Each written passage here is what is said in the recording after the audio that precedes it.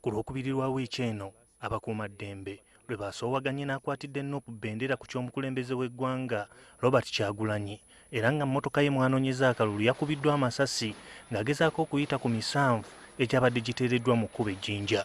Mmotoka y'emu n'omubaka wa munisipaali y'e Mityana Francis Zaake mwe yali era ng'oyinza okugamba nti emagombe yasimbyeyo kitooke oluvannyuma lw'amasasi okkuba endabirwamu y'omu maaso we yali atudde. Nensooka nekeberakebera ngenza olaba nga siina we nnina essasi lyonna lyonna nendekerawo n'okuba nga ntegeera nemba nga sikyabitegeera. Bannamityana bategeezezza ti bino bo obedda babirabira ku mutimbagano era nga bwe bazzeemu okulaba ku mubaka waabwe Essanyu libuze kata libatte. Kimala emyaka 5 kimala okukulembera oba ena emanyize teyawula Bobi Wine na Honorable Zaake yabagambye ali awo ataddeko gaalubindi mu benchas kyabadde kikutte Honorable weewaawo. Abalala abamwanirizza mwe mubadde yeesimbyewo okuvuganya ku kifo ky'omubaka omukyalo wa disitulikiti y'e Mityana Joyce Baagala eyeesimbyewo ku kifo ky'obwammeeya bwa munisipaali y'e Mityana Mukambwe Lukonge eyeesimbyewo ku kifo kya mmeeya wa Central Division y'e Mityana Fred Wotonava n'abalala bangi. Obamanyi nti oli yakwata ku ssemateeka? Obamanyi nti yawagira omusolo gwa mobile money? Yawagira omusolo ku mayumba? Yawagira omusolo gwa OTT? Yawagira okutemula abantu baffe? Omuntu nga takkiriza mu bye bamugambye? Omubaka ow'emputu? Ayakumba emmere mu COVID? Tunaafugadde twasomera ki? Lwakimuwerera abaana?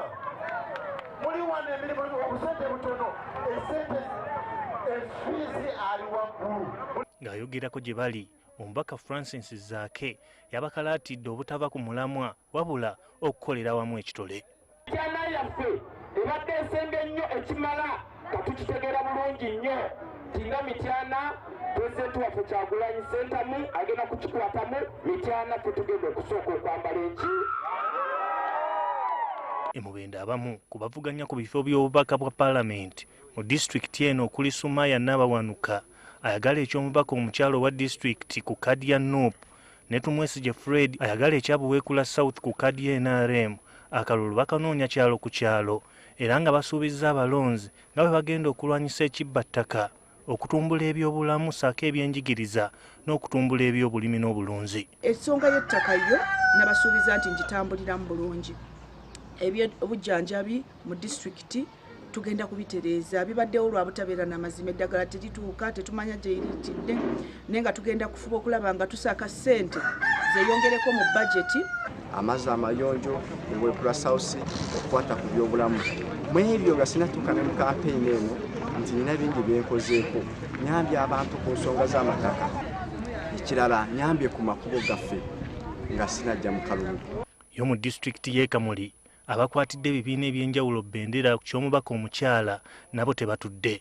Kuno kuliko munna NUP Bridget Babirye, munna NRM Rebecca Kadaga nga ye Sipiika wa Paalamenti, saako Salaam Musumba akutte Bendera y'FDC mu lwokaano. Bano buli omu aweera okuleeta enkulaakulana mu bantu b'ekitundu kino ng'essira basinze kulisa kuleeta mazzi mayonjo mu kitundu kino okutumbula amakolero saako n'ebyobulimi. Okuzimba hostel y'abasaza n'abakazi mujja musomenga ovayo ojja kwaya ogenda ndangoli kubanga ogongoli oba muzingoli gulumupigoli tetulikola ekasulawo. I was coming from Nottingham University and I contested. Whose mission was I executing? I have a clear record, a political record. You find that someone has been in power for 30 years and the education system is still the same. You go to Namasagal College, you go to Kamuli Girls, all our schools are now down.